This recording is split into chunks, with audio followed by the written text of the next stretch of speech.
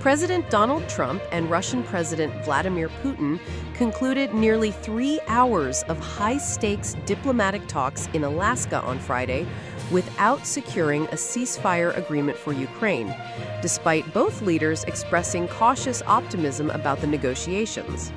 The summit at Joint Base Elmendorf-Richardson in Anchorage marked the first face-to-face meeting between the two leaders since 2019 and Putin's first visit to American soil since Russia's invasion of Ukraine in February 2022.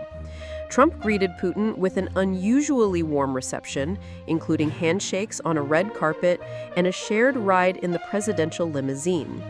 During a brief joint appearance after the talks, Putin spoke first for 8 minutes, describing the negotiations as constructive and held in an atmosphere of mutual respect. The Russian leader suggested some preliminary understanding had been reached and expressed hope that Kyiv and European capitals will perceive that constructively. However, Trump quickly tempered Putin's optimistic tone. "There's no deal until there's a deal," Trump declared, acknowledging they had agreed on many points, but remained stuck on a couple of big ones. The president described the meeting as very productive, but made clear that significant work remained.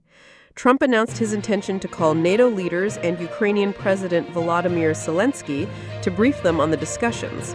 Zelensky, who was excluded from the Alaska summit, had earlier posted a video expressing hope for a strong position from the U.S., while noting that Russian attacks on Ukraine continued even during the negotiations. According to CBS News, the talks concluded without the planned luncheon between the delegations, and Putin departed Alaska shortly after the press conference.